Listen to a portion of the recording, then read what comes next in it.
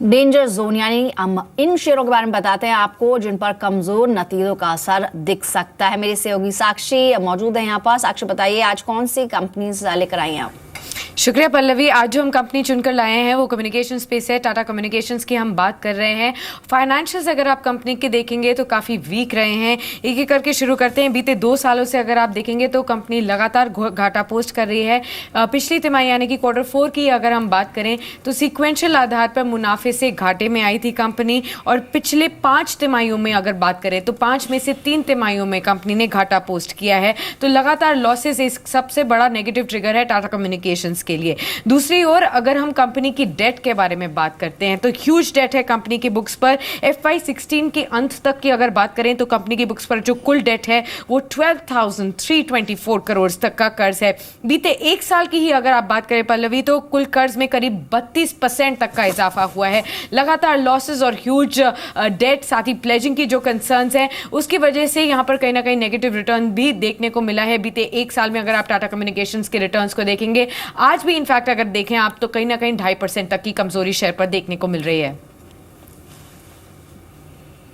जी, in fact ये पंकज, आपको एक रिएक्शन, जैसे साक्षी ने बताया कि एक टाटा कम्युनिकेशन से एक लास्ट 2 सालों से एक लगातार घाटे में इनफैक्ट रिपोर्ट करते आ रहे हैं, और यहाँ पे लेके शेयर प्राइस पे इसका इम्पैक्ट भी is there as well. 2.5% lower in today's trade. But आपको क्या लगता है कि टाटा कम्युनिकेशन कितना बेटर बैट है going forward, and it is rightly place to capitalise?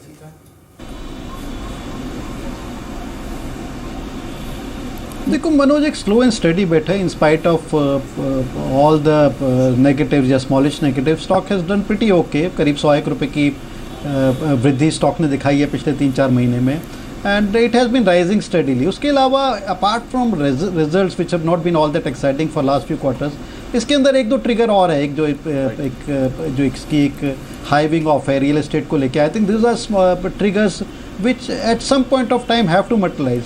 So I think एक स्टडी सा स्टॉक हैगा, और मेरे को लगता है कि बहुत ज़्यादा रिजल्ट्स के कारण से स्टॉक में बहुत ज़्यादा कोई मेजर डिप देखने को नहीं मिलेगा। इनफैक्ट मुदद, आपका भी रिएक्शन चाहेंगे टाटा कम्युनिकेशन को लेकर। चार्टिकली कैसा लगता है आपको ये? पल्लवी, टेक्निकल स्ट्रक्चर काफ़ी सॉलिड नज़र आ रहा है। नो डाउट 320 रुपये के आसपास स्टॉक में एक ईयरली लो बना था, और वहाँ से 3-4 महीने में हायर हाइज हायर लोज में स्टॉक ट्रेड होता हुआ नज़र आया है। जिस तरह के चार्ट स्ट्रक्चर हैं वो दर्शाते हैं कि स्टॉक में 430 रुपये का एक इंपॉर्टेंट सपोर्ट है। जब तक स्टॉक 430 रुपये के लेवल को होल्ड करता है, मुझे लगता है every dip should be consider as buying opportunity. हर डिप में मुझे बाउंस बैक स्टॉक में नज़र आता है। तो यही कहूँगा, किसी के पास पोजीशन है बने रही है 430 रुपये के स्टॉप लॉस के साथ। जी, फिलहाल लगभग 2.5% की कमजोरी टाटा कम्युनिकेशंस में देखी जा सकती है। तो आज डेंजर जोन में टाटा कम्युनिकेशंस। लेकिन अब बात करते हैं कुछ ऐसे शेयरों की जिनसे आपको बचकर रहना है। अंचल हमें आज बता रहे हैं। बताइए अंचल, आज कौन सा स्टॉक पिक किया आपने?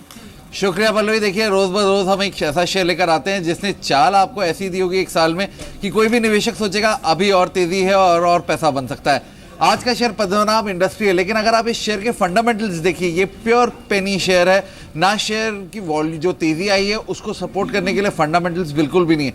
पहले मैं आपको शेयर की चाल दिखा देता हूँ। ये देखिए, 1 साल पहले तक ये शेयर होता था करीब आप देखें तो शेयर का भाव था करीब 10 रुपये 67 पैसे का। वहां से एक तरफा चाल शेयर ने दिखाई, और इस समय 36 रुपये के आसपास ट्रेड कर रहा है। यानी बीते 1 साल में करीब 250% का रिटर्न, करीब 2.5-3.5 गुना ये शेयर हो गया बीते 1 साल में। लेकिन फंडामेंटल्स की जहां तक बात है, देखिए कंपनी लगातार घाटे में है। 2012 से लेकर आज तक अगर आप सालाना तौर पे इसके नंबर्स कंपेयर करेंगे तो कंपनी लगातार घाटे में रही है। साथ ही साथ 2012 से अब तक कंपनी ने एज सच कुछ बेचा ही नहीं है। जो रेवेन्यू है, रेवेन्यू जनरेशन मॉडल ही नहीं है। कंपनी एज सच कुछ बेच ही नहीं रही है जिसकी वजह से प्रॉफिट हो। सिर्फ अन्य आय की वजह से जो थोड़ा बहुत कामकाज चल रहा है वो चल रहा है, और अदरवाइज बॉटम लाइन कंपनी की लॉस में ही है। और साथ ही साथ इंटरेस्टिंग एस्पेक्ट है प्रमोटर की हिस्सेदारी। एक प्रमोटर की हिस्सेदारी अगर कंपनी में अच्छी हो तो वो भी एक ट्रिगर माना जाता है कि अच्छा प्रमोटर अपनी होल्डिंग को मेंटेन कर रहा है। लेकिन पद्मनाभ के केस में प्रमोटर के पास सिर्फ और सिर्फ 2.94% हिस्सेदारी बची। यानी प्रमोटर जो है उन्हीं के पास शेयर नहीं है कंपनी के। कहीं ना कहीं वो एक डेंजर साइन होता है कि प्रमोटर के पास खुद के पास अपनी कंपनी की होल्डिंग नहीं है। रिजल्ट्स बेहद खराब हैं, लेकिन उसके बावजूद भी बीते 1 साल की चाल में शेयर करीब 3.5 गुना हो गया है। तो ये एक काउंटर है, पेनी स्टॉक है, नुकसान कर सकता है, ये चाल कभी भी पलट सकती है। तो अगर आप निवेश करना चाहते हैं, सोच रहे हैं, तो उससे पहले ज़रूर अपने वित्तीय सलाहकार से बात कर लें। जी बहुत बहुत धन्यवाद अंचल पद्मनाभन इंडस्ट्रीज के बारे में बताने के लिए। इनफैक्ट पंकज, जैसे अंचल बता रहे थे, पद्मनाभन इंडस्ट्रीज यहाँ पे लेकर विदाउट फंडामेंटल ये स्टॉक ने 250% का एक रन दिखाया है। कितना इंपॉर्टेंट होता है रिटेल इन्वेस्टर्स को ये समझना कि ये स्टॉक्स पे नहीं जाएं। और आप, if there is any comment you want to offer.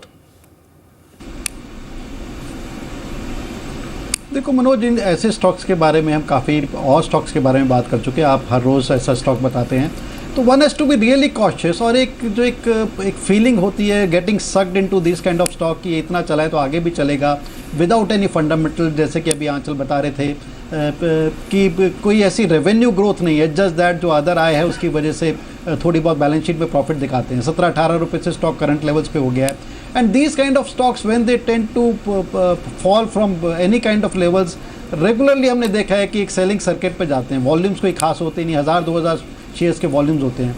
So one has to keep watch on these kind of stocks. An number of ऐसे स्टॉक मार्केट में चल रहे हैं। एंड एक स्मॉल टाइम, एक शॉर्ट टर्म मनी बनाने की एक जो चेष्टा होती है विदाउट फंडामेंटल्स, आई थिंक उससे सचेत रहना चाहिए। तो one has to be really cautious on these kind of stocks without fundamental, just moving, just some kind of force has been driving these kind of stocks. Alright Mudit, in fact आपका एक quick reaction चाहेंगे Padmanabha industries पर, आप क्या कहेंगे? देखिए पल्लवी, यही कहूँगा, हर चमकती हुई चीज़ सोना नहीं होती। स्टॉक में चमक काफ़ी देखने को मिली। पिछले एक साल में स्टॉक में करीब 250% के रिटर्न देखने को मिले, लेकिन सोना की तरह ये स्टॉक ठोस नहीं है। वजह है स्टॉक में स्ट्रेंथ नहीं है। स्ट्रेंथ आती है वॉल्यूम से। अगर मैं स्टॉक का वॉल्यूम पैटर्न देखता हूँ तो वॉल्यूम लगातार स्टॉक में ड्राई होते हुए आ रहे हैं। तो ड्राई वॉल्यूम के साथ हायर लेवल्स स्टॉक होल्ड नहीं कर पाते और अच्छी करेक्शन स्टॉक्स में देखने को मिलती है। तो यही कहूँगा, अगर किसी के पास भी पोजीशन है, जितनी जल्दी हो सके स्टॉक को एग्जिट कीजिए। चलिए, तो रिएक्शन की तरफ से फिलहाल लगभग 36 रुपये पर ट्रेड करते हुए पद्मनाभ इंडस्ट्रीज, लेकिन ये उन स्टॉक्स में से है जिनसे आपको बचकर रहना है।